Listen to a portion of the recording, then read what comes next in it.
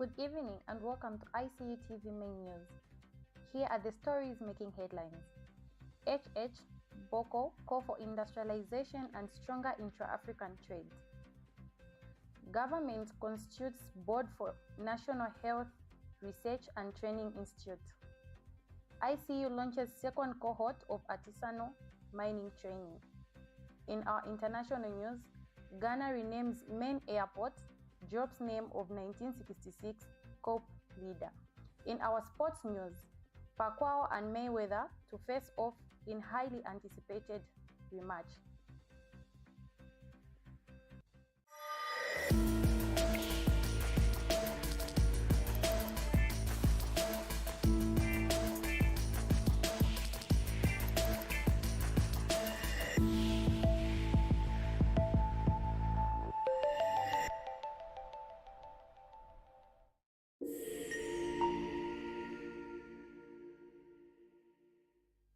With the news in details, my name is Unclear Banda. Zambia and Botswana have called for stronger African-led economic growth following the launch of the Kazungula Bridge Authority in Kasene. President Hakainde Hichilema and Botswana President Duma Boko say the bridge must drive regional trade, value addition, and industrialization across the continent. Here is a report from Miriam Gamani. Zambia and Botswana have called for African-led economic growth during the launch of the Kazungula Bridge Authority in Kasane, Botswana. President Hakainde Hichilema described the Kazungula Bridge as a shared regional asset that goes beyond infrastructure, linking Zambia, Botswana, and the wider Southern African region. He noted that truck traffic is expected to increase from 400 to 1,000 trucks per day, stressing that increased trade must translate into real economic value, improved efficiency, and business growth for communities on both sides of the border. Our ambition is to get to 1,000 trucks per day. That will translate into more goods passing through here. That will translate into other things such as spending. Just those who move the trucks do spend money around this place. So Kasane, Kazungula will begin to thrive more than what it is today. That's a bigger picture. Meanwhile, Botswana President Duma Boko called for the value addition and industrialization across Africa. He said the continent must process its own minerals, strengthen local industries, and boost intra-African trade through stronger regional integration. Finance to be mobilized and deployed in the service of development and transformation. We must raise the finance. We must provide environments that conduce to the deployment of the finance. And finance will not wait on us. We need to move with dispatch so that finance can descend into the praxis, into the real economy and power industries. The Kazungula Bridge links Zambia and Botswana across the Zambezi River and is seen as a key gateway for trade in the Southern African region. For ICU TV News, I'm Miriam Deborah Gamani. The government of Zambia, through the Ministry of Health, has constituted a board of directors for the National Health Research and Training Institute, formerly the Tropical Disease Research Center, in a move aimed at strengthening health research, professional training, and evidence-based policy development in the country. Which is the announcement of the Board of Directors for the National Health Research Training Institute.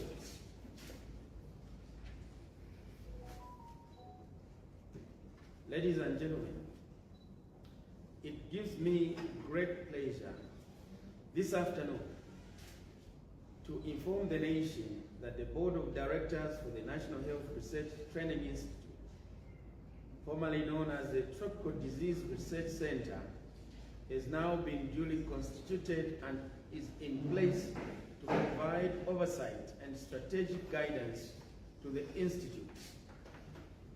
The National Health Research and Training Institute in Zambia was established under the National Health Research and Training Institute Act 2024, Act number 13 of 2024. This development marks a significant milestone in our continued effort to strengthen health research and training in Zambia. The National Health Research Training Institute plays a critical role in advancing scientific knowledge, building the capacity of our health professionals, and ensuring that evidence-based research informs national health policies and interventions. Further, the establishment of the Board of Directors underscores government's commitment to good governance, accountability, and excellency in health research. With the oversight structures in place, the Institute is better positioned to deliver its mandate, foster innovation, and contribute to improved health outcomes for our people. Pursuant to the National Health Research and Training Institute Act number 13 of 2024,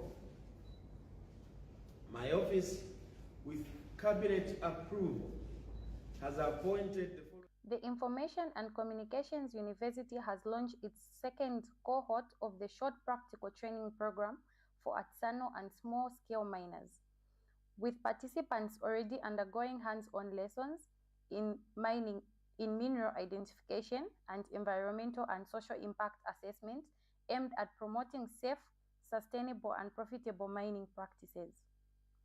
Our reporter Meshek Mfune gives us the details. The Information and Communications University ICU has officially launched the second cohort of its practical training program for artisanal and small-scale miners, as well as aspiring entrants into the Zambian mining sector. This two-week program, conducted under the ICU School of Mines through the Department of Artisanal and Small-Scale Mining, has attracted participants from across the country eager to formalize and strengthen their mining knowledge. During the opening session, facilitators highlighted that the training is designed to improve safety standards, productivity and sustainability among small-scale miners who play a critical role in Zambia's mining value chain. It has do's and don'ts of how to handle the substances that deplete the ozone layer.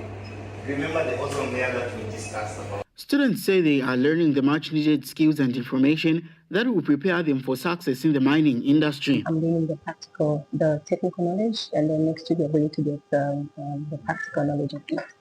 So very important. When I got here, obviously there are certain things that I knew I was going to learn, and others that I am just getting. ICU has reaffirmed its commitment to building capacity in the artisanal mining sector, empowering miners with practical skills, and promote responsible, profitable mining practices. Reporting for ICU TV in Lusaka, I am Mfune Mishe.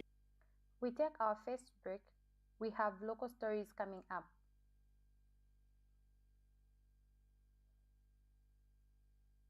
Welcome to the Zambia Research and Development Center, an institution dedicated to national development through capacity building and community development. Established in 2007 by a group of professionals and lecturers, ZRDC has since become a hub of research and innovation in the country. Registered with the Ministry of Home Affairs under the Registrar of Societies, ZRDC pursues cutting-edge research to address pressing social and economic challenges. Get involved. ZRDC engages in activities that stimulate international collaboration, promote knowledge sharing, and make research expertise available to decision makers.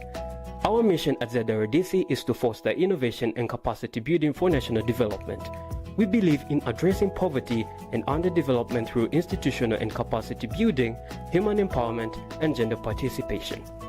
In our quest to foster innovation and capacity building for national development, ZRDC launched the ZRDC University Sponsorship for Capacity Building and Development Program to facilitate knowledge advancement among ZRDC researchers and those intending to join the research community.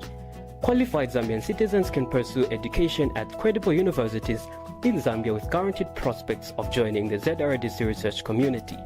ZRDC engages in industrial and technological research, covering research development and innovative investigations to drive dynamic industrial development at national and regional levels. Join us at the Zambia Research and Development Center as we continue to innovate, empower, and shape a brighter future for Zambia. ZRDC, fostering innovation and capacity building for national development. Welcome back. In our local stories, the Zambia National Student Union, or ZANUS, has welcomed the launch of the school feeding program, calling it a major boost for learner welfare and academic performance. Innocent Shindano, ZANUS Congress chairperson, praised President Hakainde Hichilema for promoting a supportive learning environment and urged that the program be included in the law formalizing free education to ensure its sustainability. On behalf of ZANASU, I just want to commend government on the launching of the school feeding program. This is very commendable by government, and I just want to thank President Hakainde Hichilema for committing to his promises to ensuring that education is accessed by every learner through different means. Also, I just want to commend government on the free education that is currently ongoing, and I just want to urge government, as they normalize free education into law, the school feeding program should be something that should be in the framework, and I emphasize should be in the framework. While I acknowledge that yes, there will be challenges that will be encountered with the feeding program as well as free education, which we have seen, it's one step at a time, and we should commend government where it's due, and for that we'd just like to commend government. A newborn baby who was stolen from the Niato wards at Kafue General Hospital has been found abandoned in Shikoswe Township and safely reunited with his mother. According to the Zambia Police Service Deputy Public Relations Officer Chipoka Itisha, the infant was discovered around 05 hours on February 24, 2026 by a woman identified as Fide Spiri. Ms. Spiri reported that she heard a baby crying from an area covered with short grass while walking to work and immediately alerted a passerby before reporting the matter to Shikoswe Police Post.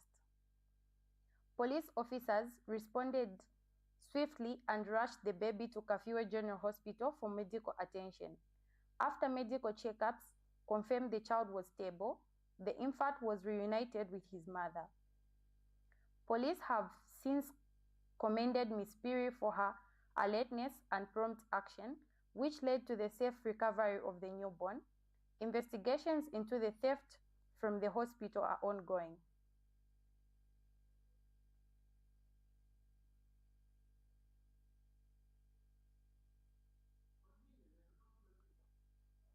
Former Mfulira District Commissioner Mike Manda has been remanded to Mfulira Remand Prison despite reportedly meeting the bail conditions granted by the court.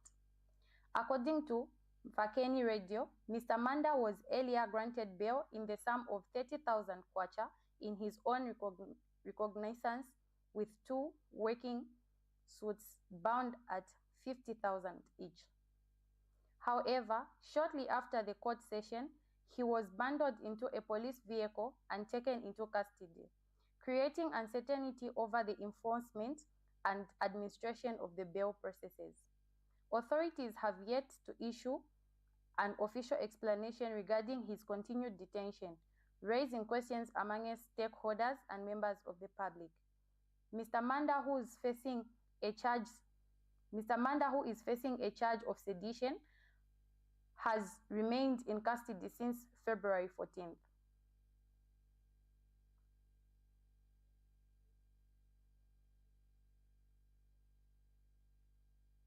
We are the dreamers reaching for the sky. At ICU, together we will rise. With knowledge and passion, we aim to achieve a future so bright, with more to believe. We're building are the best graduating students, masters in the School of Humanities.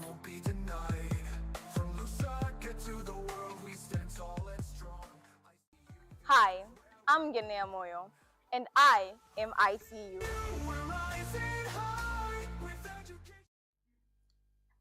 The government of Ghana has removed the name of former COP leader Emmanuel Kwasi Kotoka from the country's main international airport, reverting it to its original name, Accra International Airport. The facility had been known as Kotoka International Airport for decades. Kotoka was among the military officers who overthrew Ghana's founding president, Kwame Nkrumah, in 1966. He was later killed at the airport in 1967 during a failed counter-coup attempt. In 1969, the then military government renamed the airport in his honor, describing him as a liberator from what is considered Nkrumah's authoritarian rule.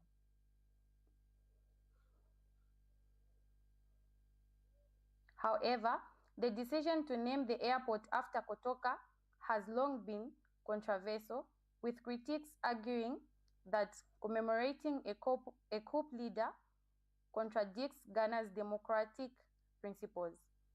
The renaming move has sparked debate, reflecting ongoing discussions about the country's political history and national identity.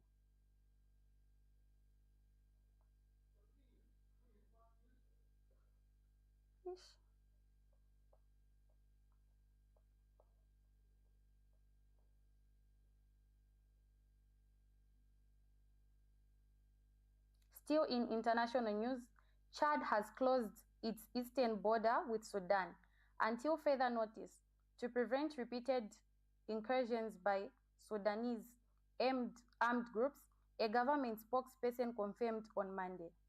The authorities said the closure is aimed at protecting citizens, though exceptional exemptions for strictly humanitarian reasons may be granted with prior approval. The decision comes after heavy fighting erupted in the border town of Altina between Sudanese Rapid Support Forces and local fighters aligned with the Sudan's army. Since the outbreak of civil war in Sudan in 2023, nearly 1 million Sudanese nationals have crossed into Chad, placing significant pressure on border security and humanitarian resources. We take a short break. Stay tuned for sports news.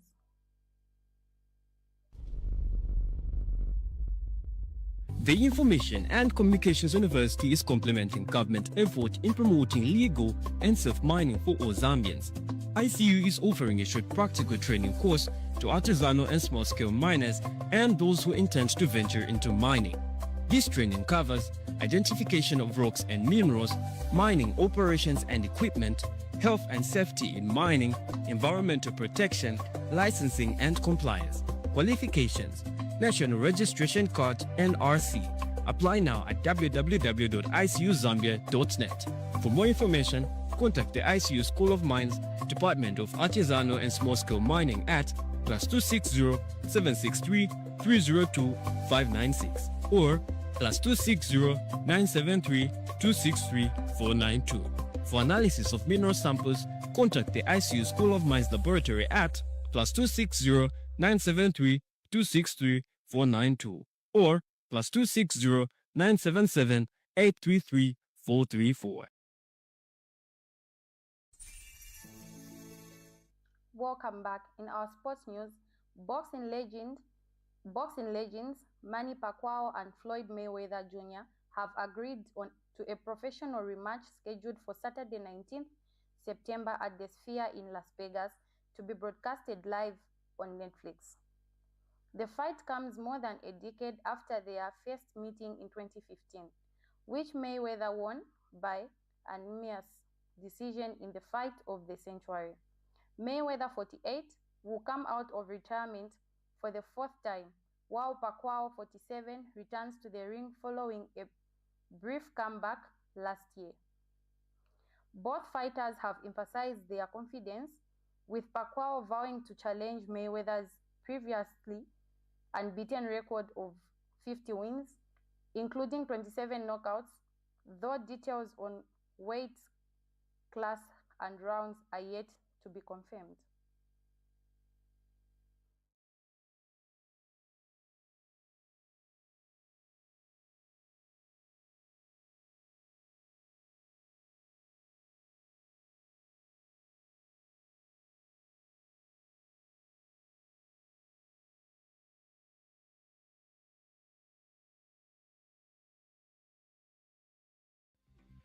That sports item brings us to the end of the main news, but before we go, a quick recap of the stories making headlines. Boko call for industrialization and stronger intra-African trade. Government Institutes Board for National Health Research and Training Institutes. ICU launches its second cohort of artisanal mining training. In our international news, Ghana renames main airport, drops name of 1966 Coup leader. In our sports news, Pacquiao and Mayweather to face off in highly anticipated rematch. Thank you for watching. For more news updates, stay glued to our Facebook page, ICU TV, and our website, icutv.zm.com.